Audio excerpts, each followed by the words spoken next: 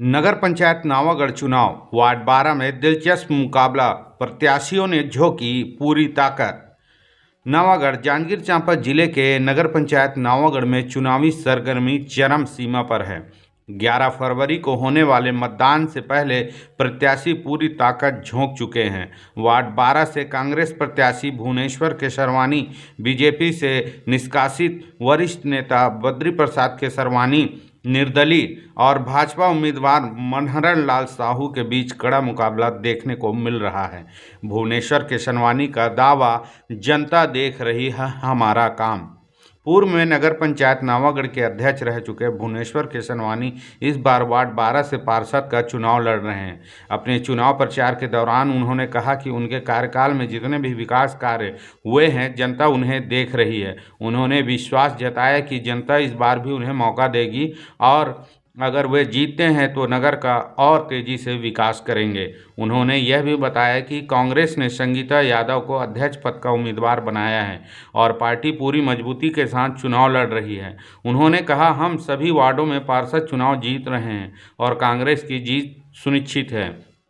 नगर पंचायत नावागढ़ में इस बार चुनाव बेहद रोचक और प्रतिष्ठा का सवाल बना हुआ है। जनता 11 फरवरी को अपना फैसला सुनाएगी, जिसका परिणाम आगे की राजनीति को भी प्रभावित कर सकता है। जांजगीर चांपा से शैलेंद्र बंजारे की रिपोर्ट।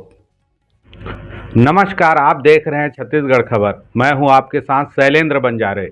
नगर पंचायत नावागढ़ में चुनावी घमासान देखा जा सकता है, जहां तमाम राजनीतिक पार्टियां अपने प्रत्याशी को जिताने के लिए पूरी जोश और खोश के साथ पूरे मैदान में उतर चुके हैं। अब देखा जाए तो शेष 2 ही दिन चुनाव के लिए नगर पंचायत नावागढ़ में बचे हुए हैं। इसके बाद 11 तारीख को मतदान होना है। आइए आज हम इंटरव्यू में नगर पंचायत नावागढ़ के अध्यक्ष भुवनेश्वर केसरवानी जी मौजूद हैं, जो कि वर्तमान में अभी पार्षद पद के लिए प्रत्याशी हैं, जो कि मैदान में है। आइए हम उनसे बातचीत करते हैं। वो नगर पंचायत नावागढ़ में कितना मजबूत हैं और अपने वार्ड में कितना मजबूत हैं, इस सब विषय को लेकर वो बताएंगे। जी बताएंगे। नमस्कार, मैं भुवनेश्वर केसरवानी नगर पंचायत नावागढ़ के पूर्व अध्यक्ष हूँ। अभी वर्तमान में वार्ड नंबर 12 से मैं पार्षद पद का उम्मीदवार हूँ। अभी चुनाव को 2 दिन बचे हैं, 11 तारीख को मतदान होना है। अभी हमारे कांग्रेस पार्टी की तरफ से नगर पंचायत अध्यक्ष पद के लिए श्रीमती संगीता यादव को यहां से टिकट दिया गया है और उम्मीदवार के रूप में मैदान में उतरी है। अभी पूर्व में हम लोगों ने नगर पंचायत में जितना भी विकास कार्य किए हैं उसे जनता देख रही है, जनता के पास लेके जा रहे हैं। हर समाज के लिए सामाजिक भवन, बच्चों के लिए खेल मैदान, बुजुर्गों के लिए गार्डन और अन्य तरह के काम किए हैं। समाज के लिए पीएम आवास, अभी बीजेपी वाले घर घर जाकर पीएम आवास बनाने की घोषणा पत्र फॉर्म भरा रहे हैं। तो मैं इनको कहना चाहूँगा कि पिछले कांग्रेस के कार्यकाल में और जब मैं नगर पंचायत अध्यक्ष रहा था, 700 से 850 पीएम आवास बन चुका है। तो अभी इनका घर घर जाके फॉर्म भरना ये अनुचित है। दूसरी बात, अगर इनके कार्यकर्ता घर में जाके फॉर्म भरते तो पीएम आवास मिल जाए, ऐसा तो नहीं है, क्योंकि सरकार के गाइडलाइन में पीएम आवास के लिए जाति प्रमाण पत्र की मांग की गई है। मैं इनके भाजपा के कार्यकर्ताओं को कहना चाहूँगा कि गरीब परिवार जिनकी कच्ची मकान है, उनको पीएम आवास के लिए जाति प्रमाण पत्र की आवश्यकता क्यों है? जो गरीब है उसको जाति के हिसाब से पीएम आवास देना है या गरीबी रेखा के नीचे रहने वालों को पीएम आवास देना है, ये मैं इनसे पूछना चाहूँगा। दूसरी बात, इनका सोच है कि महतारी वंदना में जिस टाइप का इन लोग चमत्कार किया है वैसी चमत्कार होगा, तो ये नहीं हो पाएगा। नवागढ़ जनता जग चुकी है। हम लोगों ने 1200 पेंशन, यहाँ वृद्धा पेंशन की अन्य पेंशन हम लोगों ने बनवाया है, तो निश्चित ही जनता हमारे पक्ष में है। हमारे प्रत्याशी संगीता यादव जी है, वो पूर्व में आंगनबाड़ी कार्यकर्ता रही है और एक गरीब परिवार से है। समूह के माध्यम से वो आगे बढ़ी है, उनके परिवार भी सक्षम है, उनके भाई भी अच्छे पोस्ट में हैं। तो भली ही भाजपा की सरकार है, लेकिन उनके आत्मनिर्भरता को देखते हुए मैं कॉन्फिडेंस के साथ दावा करता हूं कि पिछले मैं नगर पंचायत अध्यक्ष था, उस कार्यकाल में जितना भी काम मैं किया हूं, उससे ज़्यादा काम अगर वो जीत के आती है, जीत के आएगी ही, तो उससे ज़्यादा काम होगा नगर पंचायत नावागढ़ के लिए। ये मैं कहना चाहूँगा।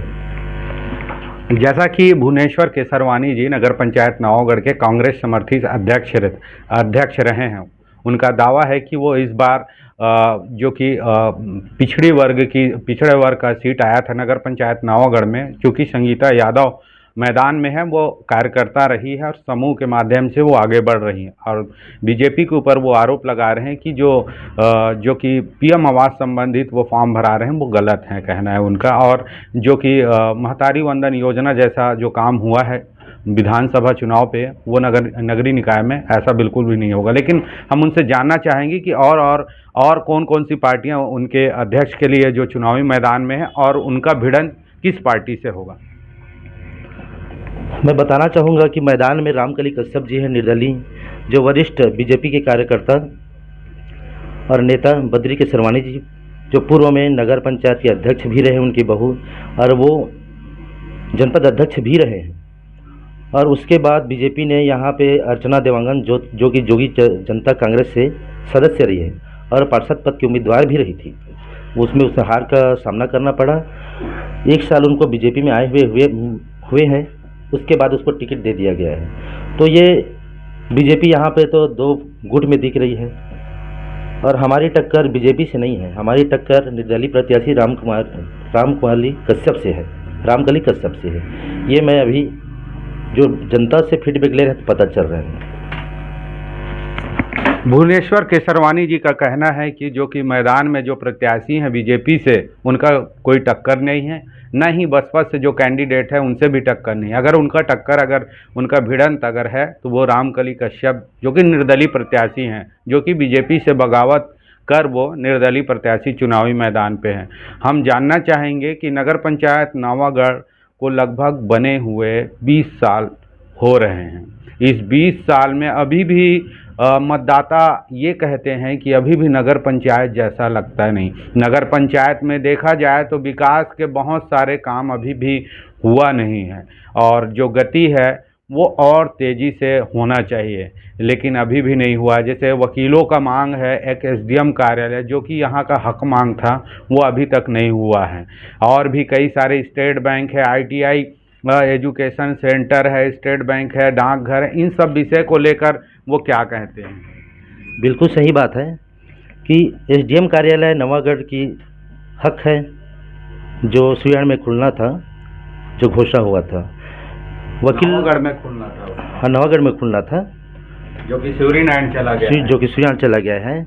यहाँ वकील संघ के सदस्यों द्वारा लंबे समय से यहाँ आंदोलन किया गया। उसके बाद उसमें एक कमेटी बैठी कलेक्टेड में। अब उस कमेटी में क्या निर्णय हुआ ये तो अभी तक पता क्लियर नहीं हुआ है। और मैं आप लोगों को बताना चाहूँगा कि उस आंदोलन में हम लोगों ने भी भाग लिया था, लेकिन अभी बीजेपी के प्रत्याशी जो है देवांगन जी, अर्चना देवांगन, वो तो न उस आंदोलन में सहयोग की है, न उनके इस चुनाव प्रक्रिया में जो उनके सहयोगी निरंजन कोसले, वो भी उस आंदोलन में योगदान नहीं दिए। और मैं बताना चाहूँगा, पूर्व में हमारे नारायण चंदेल जी नेता प्रतिपक्ष पूर्व, वो विधायक थे, न तो उन्होंने विधानसभा में इसके लिए कुछ क्वेश्चन किए, न उनके लिए एक भरसक प्रयास किए। 1 साल हो गया इनकी सरकार, रमन सिंह जी आए थे चुनाव से पहले, विधानसभा से पहले, उन्होंने घोषणा किया था कि यहाँ हमारी सरकार बनती है तो एसडीएम कार्यालय नवागढ़ में खुलेगा, लेकिन दिख नहीं रहा है। तो निश्चित ही इसके लिए हम लोग प्रयासरत करेंगे। रही बात स्टेट बैंक की, हम लोगों ने जब से मैं चुनाव जीता था तब से स्टेट बैंक खुलवाने के प्रयास में लग गया था। तो आपको बताना भी चाहूँगा मैं शैलेंद्र भाई बंजारे के माध्यम से कि स्टेट बैंक की स्वीकृतियाँ हो गई है, उनकी जो एग्रीमेंट होना था वो भी हो गया है, जो कि वार्ड क्रमांक 12 में खुलने वाला है, उनका स्ट्रक्चर बन के तैयार हो गया। तो स्टेट बैंक खुलना तो निश्चित है। दूसरी बात उप डाकघर की है, उसके लिए भी हम लोगों ने प्रयास किया है और उप डाकघर के लिए भवन देख लिया गया है, उनसे भी एग्रीमेंट हो गया है। पूर्व में जो लंकेटा तालाब के पास जो ग्राम पंचायत भवन था, उसको हम लोगों ने उप डाकघर के लिए प्रदान कर दिया है। तो ये स्टेट बैंक और उप डाकघर तो खुलना तय है। रही बात एसडीएम कार्यालय के लिए, उसके लिए हम लोग आंदोलन करेंगे और प्रयास रहेगा यहाँ नवागढ़ में खुलेगा और निश्चित ही खुलेगा, क्योंकि विधायक हमारे व्यास कश्यप जी है, वो भी लगे हुए हैं, विधानसभा में इसके लिए आवाज़ भी उठाए थे। यही मेरी कथन है। भुवनेश्वर केसरवानी जी का कहना है कि जो पूर्व में वो शुरू से संघर्षरत थे कि स्टेट बैंक के लिए, वो स्टेट बैंक, डाकघर, ये सभी चीज़ों के लिए एग्रीमेंट हो गया है। सिर्फ एसडीएम कार्यालय के लिए अभी वो संघर्ष करेंगे, वकीलों के साथ मिलकर उनकी लड़ाई लड़ेंगे और नावागढ़ में एसडीएम कार्यालय को लाने का प्रयास करेंगे। हम उनसे जानना चाहेंगे कि नगर पंचायत नावागढ़ में हर बार कांग्रेस अपना घोषणा तैयार करती है, घोषणा पत्र को लेकर वो काम करती है। पूर्व में जो घोषणा पत्र तैयार हुए थे उनमें से कितना काम अभी बाकी है और नए घोषणा पत्र में क्या क्या उनके वादे हैं उसको बताएंगे। पूर्व में हम लोगों ने घोषणा पत्र जारी किया था जिसमें 14 कंडिका था। उसमें 14 कंडिका में से 10 बिंदु का काम हो गया है। वर्तमान में 9 बिंदु दिख रही उसमें एक बिंदु है नवागढ़ से राछाभाटा गौरव पथ निर्माण की, जिसके लिए स्वीकृति कांग्रेस की सरकार में स्वीकृति 3 करोड़ की मिली थी, जिसका टेंडर भी हो गया था, ठेकेदार को टेंडर मिल गया था। लेकिन उसी समय बीजेपी की सरकार आई और वह टेंडर निरस्त कर दिया गया। जो फंड यहाँ गौरव पथ के लिए आया था 3 करोड़, वो फंड भी वापस ले लिए, तो गौरव पथ का निर्माण नहीं हो पाया। बाकी रहे बस स्टैंड, वो भी हमारे घोषणा पत्र में था, वो भी नहीं हो पाया है। तो अभी ये वर्तमान में जब हमारे अध्यक्ष यहाँ बनते हैं कांग्रेस की, तो ये 3 जो कंडिका बची है उसको ही पूर्ण करेंगे। दूसरी, अभी इस चुनाव में हम लोगों ने घोषणा पत्र जारी किया है जिसमें विशेष है कि किसी भी घर में गरीब कन्या की विवाह हो रहा है तो उनको अध्यक्ष की तरफ से 5,000 रुपया कन्यादान के रूप में दिया जाएगा। दूसरा, कोई भी गरीब परिवार में अगर कोई किसी का मृत्यु हो जाता है तो अध्यक्ष की तरफ से 5,000 रुपया उसको मृत्युंजलि योजना के तहत दिया जाएगा। जो 2,000 की राशि गरीब परिवार को नगर पंचायत की तरफ से मिलता है वो अलग है, ये 5,000 अलग है, दोनों मिला के 7,000 रुपये उसको प्रदान किया जाएगा। और भी हमारे घोषणा पत्र में ये है कि वार्ड क्रमांक 15 में स्टेडियम का निर्माण हुआ है। चूँकि नवागढ़ और राछाभाटा की डिस्टेंस 3 किलोमीटर का है, तो हम लोग के घोषणा पत्र में ये भी है कि कोकड़ी नाला थाना के बगल में एक स्टेडियम नवागढ़ के लिए भी बनेगा। और एक महत्वपूर्ण योजना हमारे पास और है कि नवागढ़ में जो नहर है उसमें जो सीसी रोड का निर्माण हुआ है वो डामरीकरण होगा। उसके बाद घोषणा पत्र में महत्वपूर्ण घोषणा ये भी है कि नवागढ़ से चोरभट्टी मार्ग को जोड़ने का प्रयास भी किया जाएगा। एक महत्वपूर्ण घोषणा ये भी है कि नवागढ़ से जो कृत मार्ग है, जिसका नारायण चंदेल जी कई बार गुणगान गा चुके हैं कि वो टेंडर हो गया, निर्माण होना है, जो अभी तक नहीं दिखा, तो वो भी हम लोग प्रयास करेंगे कि नवागढ़ कृत जुड़ जाए, जिससे दोनों गांव का आवागमन प्रॉपर बना रहे। यही हमारे घोषणा पत्र में है। भुवनेश्वर केसरवानी जी का कहना है कि जो पूर्व में जो घोषणा पत्र हुए हैं उनमें काम हुआ है और भी हमने घोषणा पत्र तैयार किया है उनमें भी काम हो रहा है। हम उनसे जानना चाहेंगे कि वो इस बार जो है पार्षद पद के लिए चुनावी मैदान में है और उनके मुकाबले में वो देख रहे हैं, तो अगर किसको देख रहे हैं, चूँकि वो कांग्रेस से भी हैं और निर्दलीय भी प्रत्याशी मैदान में है, तो क्या लगता है कि इनसे मुकाबला होगा और अपनी जीत को लेकर वो बताएंगे कि कितना आश्वस्त हैं। जी, मैं वार्ड क्रमांक 12 से मैं पार्षद पद का उम्मीदवार हूं और मेरे अपोजिट में मनहर केसरवानी जी जो भाजपा से जो डमी प्रत्याशी हैं। उसके बाद जो निर्दलीय प्रत्याशी बद्री केसरवानी जी जो पूर्व में जनपद अध्यक्ष रहे हैं 2 बार, यानी बड़े कद के नेता हैं, उनसे मेरी मुकाबला है। मेरे पास बस संबंध ये है कि जो पिछड़ा वर्ग के साथी है, अगर उनको कुछ काम हो जाए तो मेरे पास आ सकते हैं। बद्री केसरवानी जी एक बिजनेसमैन है, पूर्व में वार्ड नंबर 8 के वो पार्षद थे। 5 साल में उनके पास सील नहीं बना था, लोग सिग्नेचर कराने के बाद मेरे लिए आते हैं। वार्ड क्रमांक 8 के जितने भी मतदाता हैं उनका काम मैं निपटाता था, मेरे पास आते थे, उनका काम मैं करता था। बद्री केसरवानी जी बिजनेसमैन हैं, उनको बिजनेस से फुर्सत नहीं है, तो मैं दावा करता हूं कि मैं वार्ड क्रमांक 12 से जीत करूंगा। जनता की आशीर्वाद मेरे साथ है। उनका कहना है कि वो पार्षद पद भी वो जीत रहे हैं, चूँकि काम के दृष्टिकोण से देखा जाए तो लोग उनके पास आते हैं, चूँकि प्रत्याशी विपक्ष में जो निर्दलीय हैं वो व्यापारी हैं, उनके पास नहीं आते। हम और जानना चाहेंगे कि नगर पंचायत नावागढ़ में तकरीबन सभी वार्ड में कांग्रेस अपना प्रत्याशी उतारे हुए हैं, तो कितने पार्षद उनके चुनाव जीत रहे हैं। अभी वर्तमान में पूरे 15 वार्डों में हमारे पार्षद प्रत्याशी उतरे हैं और लगभग हमारे सर्वे के हिसाब से 15 के 15 पार्षद कांग्रेस की इस बार बन के आएगी। पिछले सरकार में भी हम लोग अधिक मात्रा में जीते थे, उससे पिछले सरकार में भी हम लोग अधिक मात्रा में पार्षद प्रत्याशी जीत के लाए थे। तो मैं दावा करता हूं कि पूरे 15 वार्डों में कांग्रेस की प्रत्याशी जीत के आएगी। इस बार नगर पंचायत नावागढ़ में महिला प्रत्याशी हैं, महिला प्रत्याशी होने के लिए ऐसा आपने घोषणा पत्र में कुछ विशेष महिलाओं के लिए कुछ ऐसा पॉइंट आप तैयार किए होंगे, ऐसा कुछ? हमारे घोषणा पत्र में महिलाओं के लिए जगह है, लेकिन वो काम हो गया है। आपको मैं बताना चाहूँगा शैलेंद्र बंजारे जी कि महिलाओं के ट्रेनिंग सेंटर के लिए सिलाई मशीन के ट्रेनिंग का कार्य चुनाव के होने के 1 हफ्ता बाद चालू हो जाएगा। तो ये महिलाओं के लिए एक योजना है।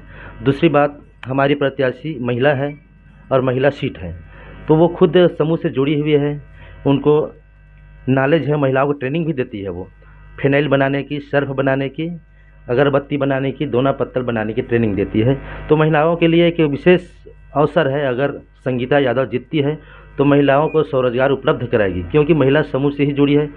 वो खुद फिनाइल बनाती थी, फिनाइल बेची है और अन्य काम की महिला समूह के माध्यम से। तो महिलाओं के लिए तो बहुत जगह है। बद्री प्रसाद केसरवानी दिग्गज नेता रहे बीजेपी के, उन्होंने बीजेपी छोड़कर निर्दलीय प्रत्याशी उतरे हैं मैदान पे। अभी हमने उनसे इंटरव्यू में जानना चाहा उनके विषय में, तो उन्होंने कहा कि बीजेपी के कांग्रेस के कार्यकाल में नगर में बहुत सारे काम हुए हैं, लेकिन वो काम गुणवत्ता विहीन है और भ्रष्टाचार देखा जाए तो काफ़ी भ्रष्टाचार है। छोटे छोटे कामों में नगर पंचायत के कर्मचारी जो है पैसा वसूलते हैं। इस पर आपका क्या कहना है? ऐसी कुछ बात नहीं है। नगर पंचायत में काम बहुत ज़्यादा हुआ है, सीसी रोड का निर्माण भी हुआ है।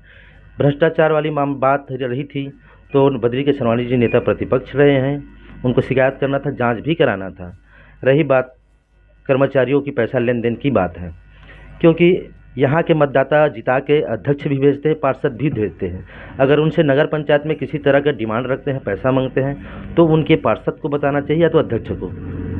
तो ऐसा काम नहीं होगा यहाँ की पैसा लेन देन के काम हो, ये गलत बात है। नारायण चंदेल कल वो आम सभा को संबोधित करने आए थे, यहाँ पूर्व नेता प्रतिपक्ष रहे छत्तीसगढ़ के।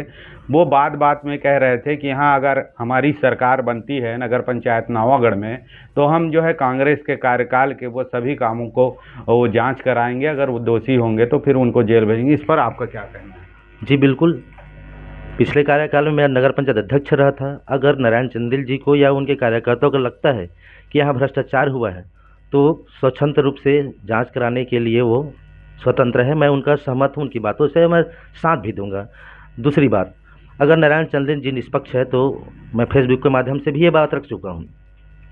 अभी वर्तमान में जो बीजेपी के प्रत्याशी है अर्चना देवांगन जी, उनके पति ने एक शपथ पत्र दिया है पीएम आवास के लिए। उन्होंने पीएम आवास के लिए जो शपथ पत्र दिया है, स्पष्ट शब्दों में लिखा है कि उनकी मकान कच्ची मकान है, जबकि वर्तमान में देखा जाता अभी भी पक्की मकान है और उनके घर पीएम आवास निर्माण हो रहा है, वो भी अधूरा है। तो पहले तो नारायण चंदेल जी को मैं बोलना चाहूँगा, उनके ऊपर पहले एफआईआर दर्ज कराए, अगर भारत के या हमारे छत्तीसगढ़ के स्वतंत्र नागरिक है तो। दूसरी बात, अभी 1 हफ्ता पहले स्वामी आत्मानंद स्कूल में कैमरा भी लगे हुए, वहाँ जाके देखा जा सकता है। अर्चना देवांगन के जो सुपुत्र हैं वो अपने साथियों के साथ वहाँ पे सुट्टा गांजा पीते हुए पकड़े गए थे। पुलिस वाले गए, पकड़े उनको, उनके बाइक को भी जब्ती किए और थाना लेके गए। लेकिन सत्ता के यहाँ दबाव था, पुलिस वाले मजबूर थे, इसमें कुछ भी कार्रवाई नहीं हुआ। अभी वर्तमान में कल के तारीख में इनकी योजनाबद्ध तरीके से और योजना भी चल रही है कि कांग्रेस के कार्यकर्ता कहीं भी मिल रहे हैं सार्वजनिक स्थल में शराब पीते हुए, तो उसको सीधा अंदर किया जाए। हमारे वार्ड नंबर 15 के प्रत्याशी राजू साहू जी हैं, उनके भाई को ज़बरदस्ती उनके गाड़ी के बगल में शराब रख दिया गया। पुलिस वाले गए और जाके पकड़ लिए और उनके ऊपर कार्रवाई कर दिए। मैं पूछना चाहूँगा, अर्चना देवांगन के लड़के को गांजा के साथ पकड़ा गया था, क्यों नहीं हुआ कार्रवाई उसके ऊपर? पुलिस वाले और जितना भी शासकीय मशीनरी है, ये चुनाव, इनसे हमारी चुनाव है। बीजेपी की तरफ से ये जो पुलिस वाले हैं या शासकीय मशीनरी है, उनके तरफ से फील्डिंग में जमे हुए हैं, कांग्रेस के कार्यकर्ताओं को परेशान करने के काम ये लोग कर रहे हैं। बीजेपी के दिग्गज नेता रहे बद्री केसरवानी के लिए हम एक बार और पूछना चाहेंगे, क्योंकि वो बीजेपी से हट के इस बार निर्दलीय प्रत्याशी चुनावी मैदान में है और उन्होंने पार्षद के लिए भी कई निर्दलीय प्रत्याशी चुनावी मैदान में उतारे हैं, तो वो कितना नुकसान करेंगे बीजेपी के लिए और कितना फ़ायदा आपके लिए, कांग्रेस के लिए होगा? जी, सीनियर नेता रहे बद्री केसरवानी जी, और यहाँ नवागढ़ में देखा जाए तो बीजेपी का वोट बैंक बहुत कम है। यहाँ का जो वोट बैंक है बद्री केसरवानी का वोट बैंक है, बीजेपी का नहीं है। अगर बद्री केसरवानी निर्दलीय लड़ते हैं तो ये बीजेपी को बहुत बड़ी नुकसान है और आने वाले समय में यहाँ बीजेपी जीरो होते हुए नजर आ रहे हैं। हम उनको बहुत बहुत धन्यवाद देते हैं उनके चुनाव के लिए, उनके भविष्य के लिए। हमारे साथ थे आज खास इंटरव्यू में भुवनेश्वर केशरवानी जी, जो कि नगर पंचायत नवागढ़ के कांग्रेस समर्थित अध्यक्ष रहे। अभी वो चुनाव लड़ रहे हैं पार्षद पद के लिए। हम उनको बधाई देते हैं और शुभकामनाएं देते हैं। उनके घोषणा पत्र के अनुसार वो नगर पंचायत नवागढ़ का चुनाव जीतें, और जो आरोप लगा रहे हैं उस पर भी हम शासन से गुजारिश करेंगे वो देखते हैं तो उन पर भी बराबर रूप में लेकर वो दोनों का काम करें, पक्षपाती न करें। इन्हीं शुभकामनाओं के साथ बने रहिए छत्तीसगढ़ खबर के साथ। मैं हूं शैलेंद्र बंजारे। फिर मिलते हैं किसी दूसरे प्रत्याशी के साथ।